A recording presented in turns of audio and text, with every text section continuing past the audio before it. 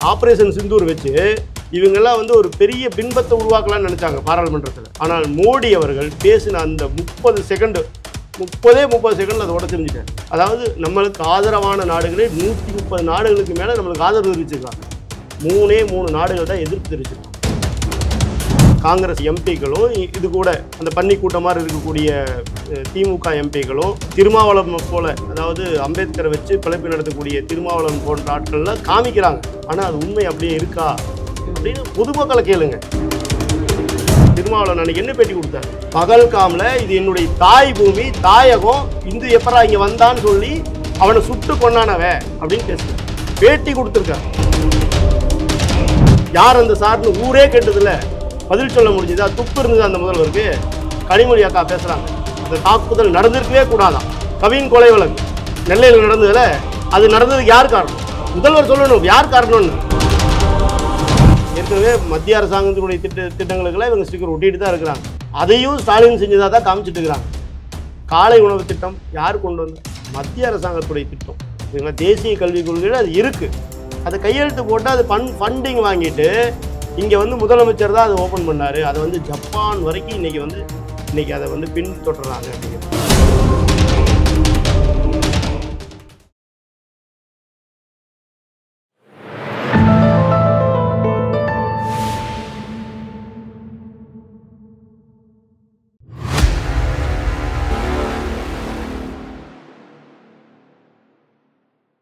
தாமரை TV நேயர்களுக்கு அன்பான வணக்கம். இன்று நமது நேர்காணலில் சிறப்பு விருந்தினர் பாஜகவின் ஐடி விங் மாநில செயலாளர் விபின் பாஸ்கர் அவர்கள் நம்முடன் இருக்கிறார். சார் வணக்கம். சார் வணக்கம் மேடம். டாஸ்மார்க் விவகாரம் என்ன ஆச்சுன்னு இப்போ வரைக்குமே மக்கள் வந்து அப்பா அவ்வளோதான்ப்பா, மத்திய அரசு காலில் போய் திமுக விழுந்துச்சு, இந்த கேஸ் அவ்வளோதான் முடிஞ்சு போச்சு அப்படின்னு சொல்லி நினைச்சாங்க. ஆனால் ஆந்திர மாநிலத்தில் மட்டும் நேற்று 11 கோடி ரூபாய் வந்து புலனாய்வுத்துறை வந்து எடுத்திருக்காங்க போலீஸார். ஆனா தமிழகத்துல இருக்கக்கூடிய அந்த 1000 கோடி, ஆனா 37,000 கோடி அப்படின்னு அமித்ஷா அவர்கள் சொல்லியிருந்தாரு. 3500 கோடி 60 கோடிக்கு இவ்வளவு ப்ரெஷர் அப்படின்னா இங்க நடக்கக்கூடிய விஷயங்கள் என்ன ஆச்சு அப்படிங்கிற ஒரு கேள்வி இருக்கு. அதுக்கு நீங்க தான் பதில் சொல்லணும். அதாவது மேடம், யாரையும் விட்டு வைக்க போறது கிடையாது. இப்போ நீங்க நினைச்சிட்டு இருக்கிறீங்க உதயநிதி அவர்களுக்கு அப்படியே விட்டுருவோமா? கிடையாது. ஸ்டாலின் அவர்களை விட்டுருவோமா? கிடையாது. இப்போ நீங்க ஜெகன்மோகன் ரெட்டி சொன்னீங்க. ஜெகன்மோகன் ரெட்டி கிட்ட 11 கோடி ரூபாய் எடுத்துக்கிறோம்.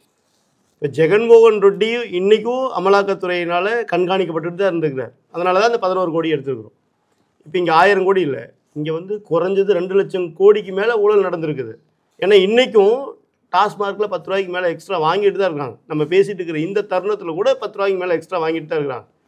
ஒவ்வொரு சாதாரண குடிமகனுடைய ரத்தத்தை இந்த அரசாங்கம் உறிஞ்சிட்டு தான் இருக்குது. யாரும் மறுப்பதற்கு இல்லை. இவங்களுக்கு நேரம் வரும், கண்டிப்பாக வரும்போது இவங்க இப்போ 11 கோடி எடுத்தாங்களே, ஜெகன்மோகன் வெளியில் தான் இருக்கிறார். ஆனால் இங்கே நீங்கள் சொல்லக்கூடிய உதயநிதி ஆகட்டும், நீங்கள் கேட்கக்கூடிய ஸ்டாலின் அவர்களாகட்டும் எல்லாம் ஜெயிலில் இருப்பாங்க. எப்படி வந்து கெஜ்ரிவால் எப்படி ஜெயிலில் இருந்தாரோ அந்த மாதிரி இங்கே நடக்கும். இல்லை 3 மாதம் ஆயிடுச்சு இந்த கேஸு. ஆகாஷ் பாஸ்கரன் வழக்கு வந்துச்சு. அதுக்கப்புறம் வந்து அவரோட ரத்தீஷ், இன்னும் நிறைய பேர் அவருடைய நண்பர்கள் எல்லாமே வந்தாங்க. 2 மாசத்துக்கு முன்னாடி இடி ரெய்டு, இவங்க 2 பேரும் அப்படி வந்துச்சு. 3 மாசம் ஆச்சு, ஆனா ஒண்ணுமே நடக்கல. ஞாபகம் வச்சுக்கோங்க, ஒரு பெருச்சாலிவே நம்ம வந்து பொறி வச்சு தான் பிடிக்கிறோம். காலம் பார்த்து நேரம் பார்த்து அது வர்ற டைம் என்ன ஏதுன்னு பார்த்தா பொறி வச்சு பிடிக்கிறோம். ஒரு விஞ்ஞான ரீதியா சர்க்காரி கமிஷன் தெளிவாக சொல்லியிருக்கானுங்க, இவனுக்கு மட்டும் எப்பவுமே எந்த ஆதாரம் இல்லாமல் ஊழல் பண்ணக்கூடிய ஒரு கேப்பாரி பயலுக, முள்ளமாரி பயலுக. அதனால சர்க்காரியா கமிஷன் சொன்ன மாதிரி விஞ்ஞான ரீதியாக ஊழல் பண்ணியிருக்காங்க. அதனால் இவங்களை வந்து காலம் வேணும், நம்மளுக்கு கொஞ்சம் டைம் வேணும், அமலாக்கத்துறைக்கு டைம் வேணும். அதுக்குண்டான ஆதாரங்களை திருடிட்டு வேலைகள் நடந்துட்டு இருக்குது, பேக்ரவுண்டில் நடந்துகிட்டே இருக்குது. நீங்கள் வேணா பாருங்கள், இன்னும் 2-3 மாதத்தில் இதனோட வேகம் ஜாஸ்தியாக இருக்கும். எல்லாம் இனி இப்போ நேரடி என்ன பண்ணுறாங்க, உங்களுடன் ஸ்டாலின் அப்படின்னு சொல்லிட்டு ஒவ்வொரு இடமா இவர் முதலமைச்சர் போயிட்டு இருக்கிறாருல, அதே மாதிரி அமலாக்கத்துறைக்கும் நீதிமன்றத்துக்கும் ஸ்டாலின் அவர்கள் போவார்.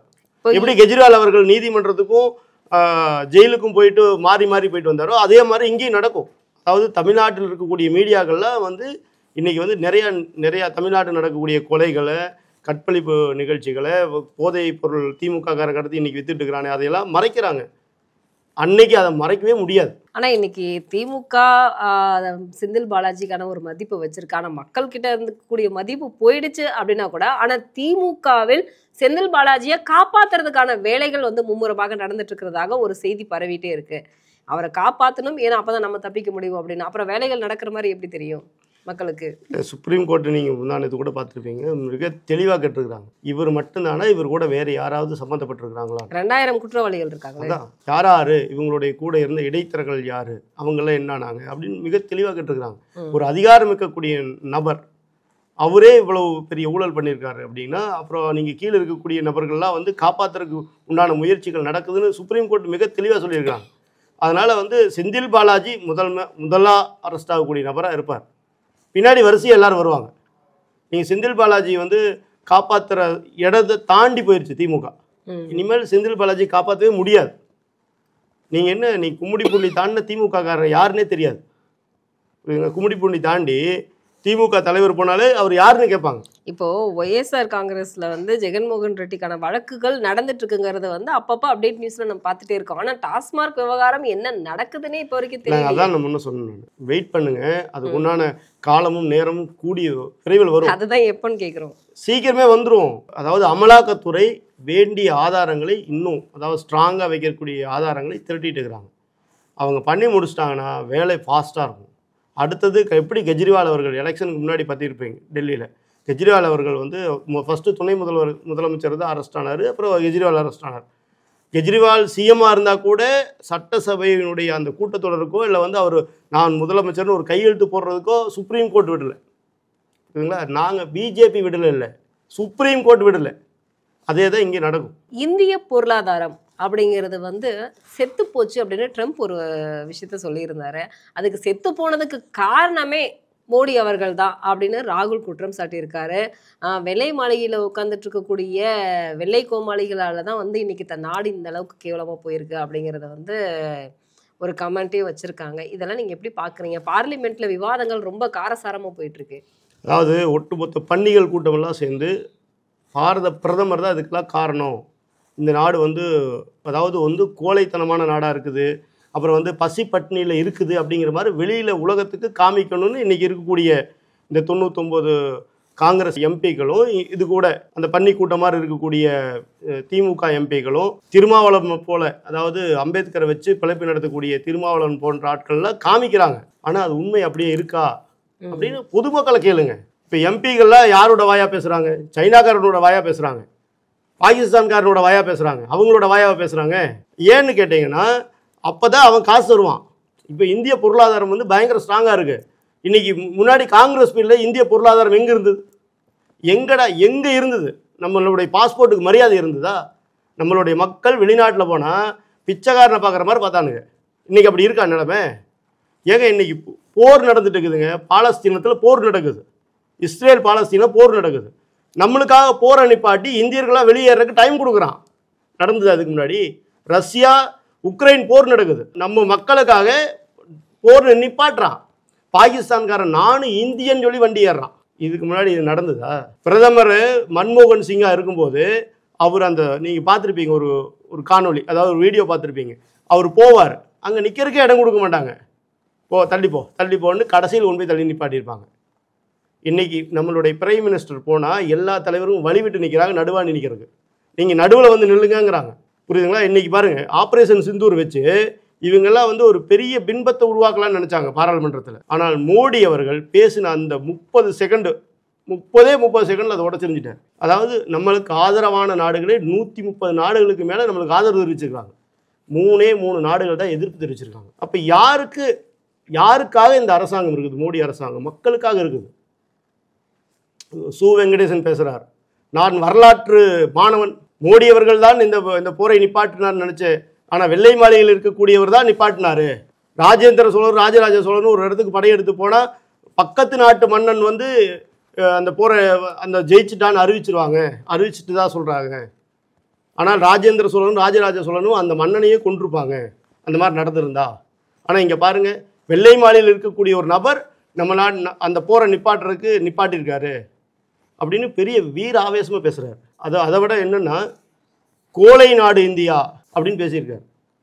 அதாவது ஒரு வெள்ளை மாளிகையில் இருக்கக்கூடிய ட்ரம்ப் சொல்லி நம்ம போரை நிப்பாட்டிட்டோம், அந்த மாதிரி கோழையாக இருக்கிறோம், ட்ரம்ப் சொல்லி எப்படி நிப்பாட்டலாம் அப்படின்னு கோழையாக இருக்கிறோம்னு கேட்டிருக்கிறார். எங்களுடைய தேசம் எங்களுடைய இதயத்தில் இருக்குங்கிறார். ஏங்க ட்ரம்ப் வந்து கோழை நாடுன்னு சொன்னால் நீ இந்தியனாக இருந்தால் நீ யாரை கேட்டிருப்ப? நீ ஒரு எம்பி தானே, ட்ரம்ப்லாம் திருப்பி கேட்டிருப்ப. யாரை பார்த்துட்டு என்னடா சொல்கிறீங்க, இது வந்து இந்திய மண், இங்கே வீர விளைஞ்ச மண் அப்படின்னு பேசியிருக்கலாமா வேண்டாமா? இங்கே உட்காந்துட்டு பாகிஸ்தானுக்கு ஆதரவாக பேசுகிற, இங்கே உட்காந்துட்டு சைனாவுக்கு ஆதரவாக பேசுகிறீங்க. அப்போ யாரோட வாயா பாராளுமன்றத்தில் பேசிட்டு இருக்கிறீங்க? அதாவது சொல்லப்போனால் மக்களுக்கு ஒரு பிரச்சனைனா நாங்களாம் அப்போலோ ஹாஸ்பிட்டல் போய் படுத்துக்கிற கூட்டம் கிடையாது, புரியுதுங்களா? அம்மா இறந்த 2 மணி நேரத்தில் ஈம சடங்கெல்லாம் முடிச்சுட்டு மக்கள் பணி செய்ய வந்த மோடியை பிரைம் மினிஸ்டராக கொண்ட காவி கூட்டம் எங்ககிட்ட தேசபக்தி பற்றி பேசிட்டு இருக்கிறார்.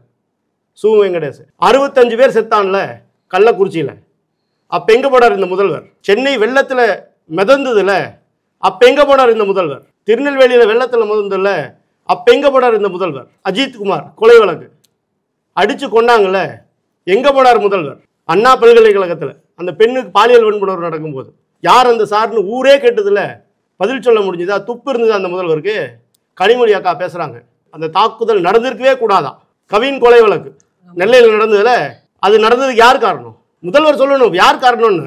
கனிமொழி அக்கா சொல்லணும் பகல்காம் நடந்ததுல, அது நடந்திருக்கவே கூடாது, நாங்களே இங்கே நடந்ததுல யார் காரணம்? இப்போ வரைக்கும் இப்போ அஜித்குமாருக்காக சாரிமா தெரியாமல் நடந்துருச்சுன்னு முதல்வர் பேசினார்ல, அப்போ முதல்வர் காரணமா?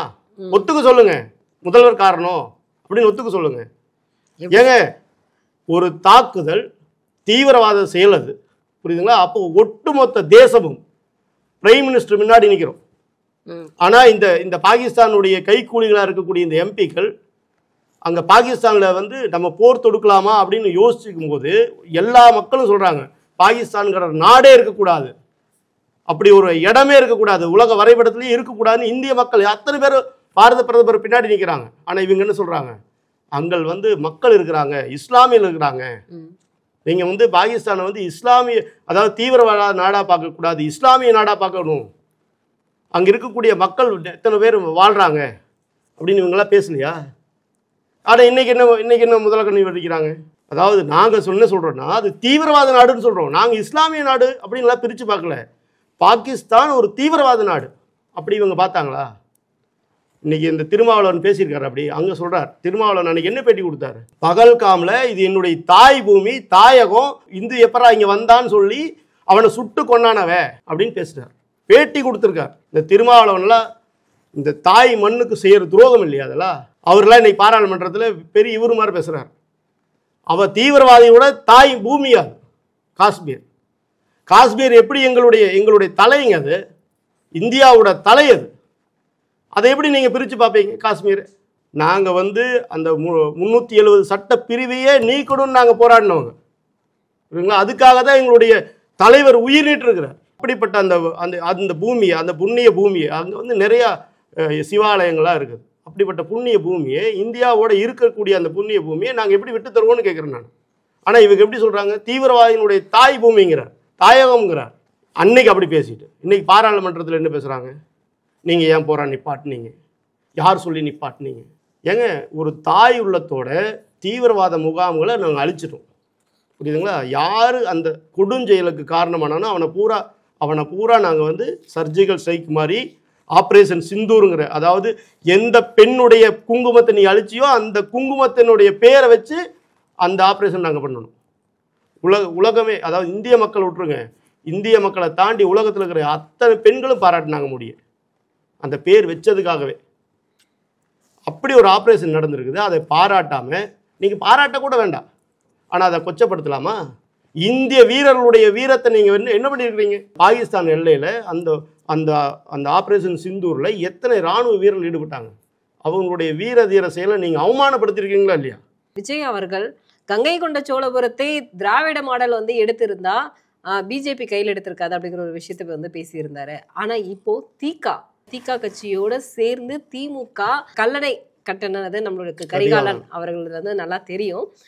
கரிகால சோழனை வைத்து ஒரு விழா ஏற்பாடு செய்வதாக ஒரு திட்டம் தீட்டி இருக்கிறது திக. இதை வைத்து மக்கள் மனதில் ஒரு ஆன்மீகத்தை உருவாக்கி அரசியலை கொண்டு வர வேண்டும் அப்படிங்கிற மாதிரி தானே ஒரு திட்டம் பேச்சுவார்த்தைகள் போயிட்டு இருக்கு. உண்மையாலுமே பிஜேபிக்கு கிடைச்ச வெற்றி, தலைவர் மோடி அவர்களுக்கு கிடைத்த வெற்றியா தான் நான் பாக்குறேன். ஏன்னு கேட்டீங்கன்னா, எப்பவுமே சொரியாரையும், அதாவது பெரியார்னு சொல்றாங்களே, ஈவேரா அவரை பத்தியும், திருட்டு ரயில் ஏறி வந்த கருணாநிதி பத்தியும் தான் இவங்க மாநாடே போடுவாங்க.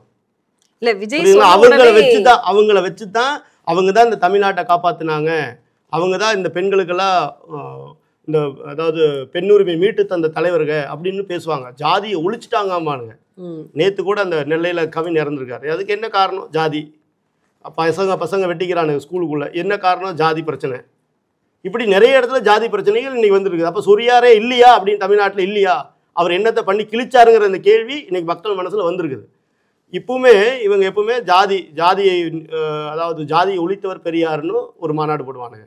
அதே மாதிரி தமிழ்நாட்டை மீட்டெடுத்ததே கருணாநிதி தான், சுதந்திரம் வாங்கி கொடுத்ததே கருணாநிதி தான் மீட்டிங் போடுவாங்க. ஆனா இன்னைக்கு பாரத பிரதமர் தமிழ்நாட்டு மண்ணுக்கு வந்து, கங்கை கொண்ட சோழபுரத்துக்கு வந்து, அது கங்கையினுடைய புனித நீர் எடுத்து கொண்டு வந்து அந்த அங்க இருக்கக்கூடிய சிவனுக்கு அபிஷேகம் பண்ணி பூஜை பண்ணோன்னே பயம் வந்துருச்சு.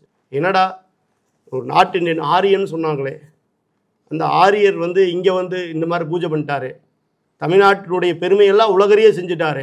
யாரா ராஜராஜ சோழன், யார் ராஜேந்திர சோழன் உலகத்தில் இருக்கிற எல்லா மக்களும் அன்னைக்கு கூகுளில் தேடுறான். எப்படி இத்தனை பேர் தேடுறாங்களே, அந்தளவு பண்ணிட்டாரு அப்படின்னு ஒன்றும் பண்ண முடியல.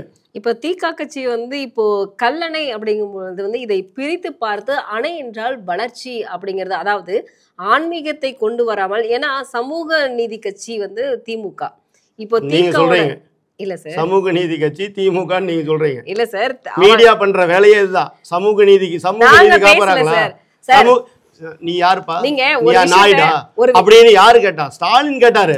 இல்ல அவங்க எஸ்சியா அப்படின்னு பொன்முடி கேட்டாரு பின்னாடி திரும்பி. சார் அவங்க தான் சார் சொல்றாங்க, அதை நாங்க மீடியா நாங்க சொல்றோம் சார், நாங்க சொல்றோம் சார். சமூக நீதி கட்சி அவங்க சொல்றாங்க. இப்போ வந்து திமுக வந்து கையில எடுத்துக்கிட்டா அப்போ பயந்துகிட்டாங்கன்னு வந்து வெளியே தெரிஞ்சிரும் அப்படிங்கறதுனால திக வந்து இப்ப வந்து எடுத்துக்கிட்டாங்க. அதை அணை அப்படிங்கிற வளர்ச்சியின் பெயரோடு இந்த கரிகால சோழனை வந்து போற்றுவதாக ஒரு விழா ஏற்பாடு பண்ணியிருக்காங்க. இது என்ன காரணமாக இருக்கும்னு நினைக்கிறீங்க? நான் என்ன சொல்றேன், திகாக்கு அப்படியே அதே மாதிரி சரிங்களா. இந்த விழுப்புரம் பக்கத்துல இப்ப வந்ததுல புயல் பாலம் ஒண்ணு 19 கோடியில் கட்டினாங்களா, அந்த பாலம் அதோட அடிச்சிட்டு போச்சுல, அதுக்கு ஒரு விழா எடுக்க சொல்லுங்க. அந்த பாலம் 3 மாசம் போன அணைக்கு வந்து எப்படி சார் வந்து அதை கட்டினது யாரு? ஸ்டாலின் அவர்கள் தானே. அப்புறம் அதுக்கு ஒரு விழா எடுக்கணும்ல. ஏன்னா 3 மாசம் கூட தாங்காத ஒரு பாலத்தை கட்டினவருக்கு ஒரு விழா எடுக்க வேண்டாமா? 100 ஆண்டுகள் நடக்கக்கூடாது, 1000 ஆண்டுகள் தாண்டி இருக்குது. இன்னைக்கு நிக்குது கல்லணை, அது பாருங்க, அது நிக்குது ஒன்றும். ஆனால் 3 மாசத்துக்கு முன்னாடி கட்டின பள்ளிக்கூடம் மேலேருந்து இடிஞ்சு விழுகுது, பாலம் இருக்கிற இடமே தெரியாமல் போயிடுது சரிங்களா. அப்புறம் குடிசை மாற்று வாரியத்தில் வீடு கட்டினாங்க பாருங்க, அந்த வீடெல்லாம் இன்னைக்கு இடிஞ்சு விழுகுது. நீங்க பார்த்துருப்பீங்க, நார்த் சென்னையில் ஒரு பில்டிங் மொத்தமாக விடிஞ்சு விழுந்தது. இதுதான் திராவிட மாடல். நீங்க யாரோட கம்பேர் பண்ணி போய் நிற்கிறீங்க? திக காரனை கேட்குறேன் நான், யாரோட கம்பேர் பண்ணி போய் நிற்கிறீங்க? கல்லணை வந்து இன்னைக்கு பல நூற்றாண்டுகளா இருக்குது. அப்படிப்பட்ட கல்லணை கட்டினவர் வந்து கரிகால சோழன், புரியுதுங்களா? அவரை வந்து அங்கே போய் என்ன பண்ணுவான்னு நான் சொல்கிறேங்க. அங்கே போய் இந்த பாலம் கட்டினார் பாருங்க, அந்த 3 மாதத்தில் இடிஞ்சு போன பாலம், 3 மாதத்தில் மேலேருந்து இடிந்த அந்த கூரை இடிஞ்சு விழக்கூடிய பள்ளிக்கூடம் கட்டின இந்த தளபதி யார்? திமுக தளபதினு சொல்றாங்க இல்லையா? இல்லைங்க, மு.க. ஸ்டாலின் அவர்கள். இல்ல விஜய்க்கு தானே தளபதியின் பேர் இருக்கு. இல்ல, திமுக பத்தி பேசுறேன். திமுக தளபதியின் அவரை தானே சொல்லுவாங்க, மு.க. ஸ்டாலின் அவர்கள். அவரும் அவங்க அப்பா இருக்காரு இல்லையா, கருணாநிதி, 2 பேரும் தான் வந்து கரிகால சோழனுக்கு இணையானவர்கள்னு பேசுவாங்க. அவர் எப்படி வந்து வளர்ச்சி பண்ணாரோ அது மாதிரி தமிழ்நாட்டுடைய வளர்ச்சி இவங்க தான் காரணம்னு பேசுவாங்க. இது வரைக்கும் என்ன பேசுனாங்க? தமிழ்நாட்டுக்கு சுதந்திரம் கிடைக்கவே இவங்க தான் காரணம், பெண்ணுரிமை கிடைக்க இவங்க தான் காரணம், சாதி மத பேத மொழி இவங்க தான் காரணம் அப்படின்னு எல்லாம் பேசிட்டு இருந்தாங்க இல்லையா. இன்னைக்கு அந்த பிம்பம் உடஞ்சிருச்சு இல்ல, மக்கள் மிக தெளிவாயிட்டாங்க. அடுத்தது வளர்ச்சிக்கு போயிடுவாங்க. கரிகால சோழனை கையில் தூக்கிட்டு வளர்ச்சி பாருங்க, அவர் கட்டின கல்லணை இருக்குது. சரி, அந்த கல்லணைக்கு முன்னாடி நீங்க ஒரு இது கட்டினீங்கல்ல, அது எங்க? அதுக்கு முன்னாடி ஒரு தடுப்பணை கட்டினீங்க. நீங்க ராஜேந்திர சோழனை கையில எடுக்கும்போது அவங்க கரிகால சோழனை அத பேசணுங்க. திகாக்கு அது பேச தைரியம் இருக்கா? நான் கேக்குறேன். ராஜேந்திர சோழனை பாஜக கையில் எடுக்கும்போது ஏன் தமிழகத்தை ஆளக்கூடிய திமுக அரசு கரிகால சோழனை நான் அதுதான் எடுக்கட்டுங்கிறேன், நான் வேண்டான்னு சொல்ல. அது பாஜக கிடைத்த வெற்றிங்கிறேன். ஏன்னா இது வரைக்கும் சொரியாரையும் திருட்டையிலையும் வந்த கருணாநிதி மட்டும் பேசிட்டு இருந்தவங்க இன்னைக்கு வரலாற்று சிறப்புமிக்க கரிகால சோழன் எடுக்கிறத நான் பாராட்டுறேன். ஆனா அந்த கரிகால சோழன் கட்டினார் இல்லையா அணை, கல்லணை, அதுக்கு முன்னாடி நீங்க ஒரு தடுப்பணை கட்டினீங்கல்ல, அந்த தடுப்பணை எங்க போச்சுன்னு கண்டுபிடிச்சிட்டு அப்புறம் நடத்துங்க. கண்டுபிடிக்கணுமா அதை? ஆமா, அப்பவே அடிச்சிட்டு போயிடுச்சு சார். அது யார் கட்டினா? திமுக கட்டினது, கருணாநிதி கட்டினது. அதை பத்தி பேச சொல்லுங்க. அவர் கட்டினது வளர்ச்சி, நீங்க கட்டின தடுப்பணை இன்னைக்கு உடஞ்சி போச்சு. அதுக்கு பேர் என்ன? அது உங்களுடைய மாடலா? நீங்க ஆட்டையை போடுறதுக்கு செஞ்சது. விஞ்ஞான ரீதியா அதை கட்டி வைக்கிறீங்க, அது இடிஞ்சு போச்சு. இன்னைக்கு அது மொத்தமா அடிச்சுட்டு போயிருச்சு. இன்னைக்கு கோர்ட் ஒரு உத்தரவு கொடுத்திருக்காங்க. அதாவதுங்க, தீக்காக்கார ஆம புகுந்த வீடும் தீக்காக்கார எடுக்கிற செயலும் ஒண்ணுதான், உருப்படவே உருப்படாது. புரியுதுங்களா? ஸ்டாலினோட தீகா தான் இந்த 2026 திமுகவோட தோல்விக்கு முழுக்க காரணம் யார் இருப்பாங்கன்னா தீகா காரணம் தான் இருப்பான். என்ன பாருங்க. சரி, இன்னைக்கு ஒரு முக்கியமான ஒரு விஷயம், கோர்ட் ஒரு உத்தரவு போட்டிருக்காங்க. ஸ்டாலினோட பேரை வந்து யூஸ் பண்ணக்கூடாது அரசோட திட்டங்கள்ல அப்படின்னு சொல்லியிருக்காங்க. இதை நீங்க யாருக்கு கிடைச்ச வெற்றியா பாக்குறீங்க? மக்களுக்கு கிடைச்ச வெற்றியா நினைக்கிறேன். ஏன்னா எல்லா இடத்துலையும் இப்போ ஸ்டிக்கர் ஒட்டியிருப்பானுங்க. புரியுதுங்களா? உங்களோட ஒரு ஸ்டாலின் நீங்கள் எல்லா இடத்துலையும் பார்த்துருப்பீங்க. இன்றைக்கும் கூட நான் ஒரு பார்த்தேன், தாம்பரத்தில் கூட ஒரு நிகழ்ச்சி நடந்துட்டு இருந்தது. உண்மையாலுமே வரவேற்கிறது. ஏன்னா பாரத பிரதமர் நரேந்திர மோடி அவர்களுடைய எல்லா திட்டங்களும் பாருங்க, சரிங்களா? அவருடைய பிரதம மந்திரியினுடைய வீடு கட்டும் திட்டம் தான் இருக்குது. எந்த இடத்துலையும் வந்து நரேந்திர மோடி அவர்களுடைய வீடு கட்டும் திட்டம்னு வரவே கிடையாது. இதுக்கு முன்னாடி இருந்த அரசாங்கம் கூட இந்திரா காந்தி அம்மையாரினுடைய வீடு கட்டும் திட்டம் இருந்தது, நேரு அவர்களுடைய திட்டம்னு இருந்தது. ஆனால் பாரத பிரதமர் வந்ததுக்கப்புறம் எல்லா திட்டங்களுடைய பேர்களும் பார்த்திங்கன்னா ஒன்று வரலாற்றில் இடம் பிடிச்சவர்களுடைய பேராக இருக்கும், இல்லைன்னா பாரத பிரதமருடைய திட்டமாக தான் இருக்கும். அவர் வந்து இந்த ஏழை மக்களுக்காக செய்யக்கூடிய திட்டங்கள் எல்லாம் அந்த பாரத பிரதமருடைய திட்டமாக தான் வச்சுருப்பார். இன்றைக்கி இங்கே இருக்கக்கூடிய, அதாவது முதலமைச்சர் அவர்களுடைய திட்டமாக கொண்டு வந்தோம்னா அது வரவேற்படக்கூடியதாக இருக்கும். இல்லைன்னா இவங்க என்ன பண்ணுவானுங்கன்னா எல்லாத்துக்கும் ஸ்டிக்கர் ஒட்டிடுவானுங்க. ஏற்கனவே மத்திய அரசாங்கத்தினுடைய திட்டங்களுக்கெல்லாம் இவங்க ஸ்டிக்கர் ஒட்டிட்டு தான் இருக்கிறாங்க. அதையும் ஸ்டாலின் செஞ்சதாக தான் காமிச்சிட்டு இருக்கிறாங்க. காலை உணவு திட்டம் யார் கொண்டு வந்தால்? மத்திய அரசாங்கத்துடைய திட்டம். சரிங்களா? தேசிய கல்விக் கொள்கையில் அது இருக்குது. அதை கையெழுத்து போட்டு அது ஃபண்டிங் வாங்கிட்டு இங்கே வந்து முதலமைச்சர் தான் அதை ஓப்பன் பண்ணார். அதை வந்து ஜப்பான் வரைக்கும் இன்றைக்கி அதை வந்து பின்தொடர்றாங்க அப்படிங்கிறாங்க. எந்த ஜப்பானில் இவங்க காலை உணவு திட்டத்தை பார்த்துக்கிட்டு அவங்க வந்து தளபதி அவர்கள், அதாவது ஸ்டாலின் அவர்கள் செஞ்சார், அதை பார்த்துட்டு நாங்கள் செஞ்சோன்னு யார் சொல்லிக்கிறோம்? இவனுங்களாவே தண்டூர் அடிச்சுக்கிறானுங்க. இவனுங்களாவே தான்சானியா நாட்டுக்கோ இல்லை வந்து வேறு ஏதோ செக் குடியரசு நாட்டுக்கோ போய் நின்றுக்கிட்டு அங்கே ஒரு $30 கொடுத்துக்கிட்டு அதே டெய்லர் அதே வாடகையில் ஒரு விளம்பரத்தை போட்டுக்கிட்டு ஸ்டாலின் அவர்கள் வாழ்கன்னு கோஷம் போடுறாங்க. கும்முடி பூண்டி தான்னா ஸ்டாலின் யாருன்னு யாருக்குமே தெரியாது. அது முதல் திமுக காரன்னு தெரியணும்.